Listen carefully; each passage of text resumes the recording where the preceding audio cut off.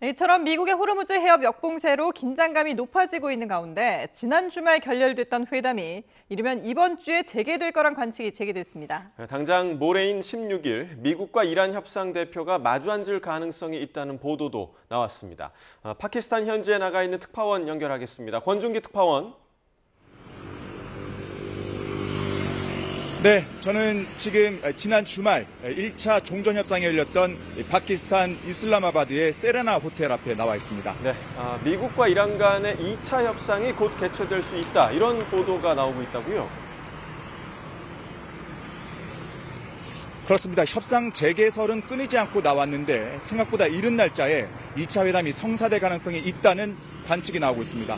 AP통신은 휴전 기간이 끝나는 21일 전에 종전을 위한 추가 담판이 조율 중이라며 16일 회담 개최 목표서를 보도했습니다. 미국과 이란 간의 첫 대면 협상이 결렬된 게 지난 12일이니까 나흘 만에 협상이 재개되는 겁니다. 협상 장소는 지난 1차 회담에 이어 이곳 이슬라마바드가 유력한 것으로 알려지고 있지만 중립국인 스위스 제네바도 검토 중인 것으로 전해졌습니다. 파키스탄은 이란의 우호적인 이웃 국가에서 미국 입장에선 이란의 홈그라운드로 본다는 이유 때문입니다.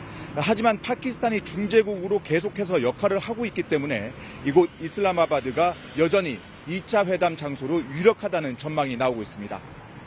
다만 아직은 16일 개최를 목표로 논의가 진행 중인 상황으로 날짜가 확정된 건 아닌 것으로 보입니다. 네, 날짜는 아직 확정이 되지 않았다. 그런데 실제로 파키스탄 현지에서 2차 회담 개최를 위한 움직임이 있습니까? 네, 아직 파키스탄 정부의 공식 발표나 2차 회담 개최를 위한 구체적인 움직임은 보이지 않고 있습니다. 제가 나와 있는 이곳 세레나 호텔 앞도 지난 회담이 열렸던 지난 주말 사이에는 접근이 완전히 차단돼 있었지만 지금 현재는 자유롭게 왕래가 이루어지고 있습니다. 따라서 파키스탄 정부가 구체적으로 회담 재개를 위한 움직임을 보이고 있는 상황은 아닌 것으로 보입니다. 다만 샤리프 파키스탄 총리는 어제 내각회의에서 미국과 이란 간의 쟁점을 해결하기 위한 노력이 지금 이 순간에도 진행 중이라고 밝혔습니다. 그러면서 양국이 다시 접촉해서 대화하도록 중재자 역할을 다하겠다고 강조했습니다. 직접 들어보시죠. जो कोई मामलात कुछ थोड़े बहुत कहीं अटके हुए हैं उनको हल कराने के लिए पूरी कोशिश जारी है।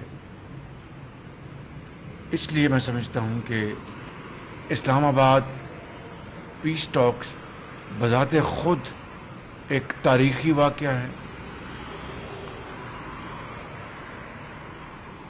네, 2차 회담이 열린다는 건 이 쟁점에 대한 이견이 조금 좁혀졌다라는 얘기겠죠? 네, 미국 언론들이 보도한 것처럼 결국 이란의 우라늄 농축 중단 기간이 마지막 쟁점인 것으로 보이는데요. 미국은 농축 중단을 20년을 요구했고 이란은 5년으로 버틴 가운데 그 사이 절충점이 마련됐을 가능성이 있어 보입니다. 악시오스도 전문가 말을 인용해 현재 상황은 완전한 교착 상태가 아니라 양측이 흥정 중인 상황으로 보인다며 교집합이 나온다면 다시 만나 이 합의 성사 가능성도 있는 것으로 전망했습니다. 현재 파키스탄과 함께 이집트와 튀르키예도 중재 역할에 힘을 보태고 있습니다. 미국과 이란 양측의 입장차를 좁히고 대화를 이어가도록 노력하고 있는 겁니다. 특히 튀르키예는 협상이 길어질 가능성에 대비해 오는 21일까지인 휴전 기간을 45일간으로 연장하자는 제안도 내놓은 것으로 알려졌습니다. 만약 모레 2차 종전회담이 성사된다면 다시 한번 전 세계 이목이 이곳 이슬라마바드로 쏠릴 것으로 보입니다.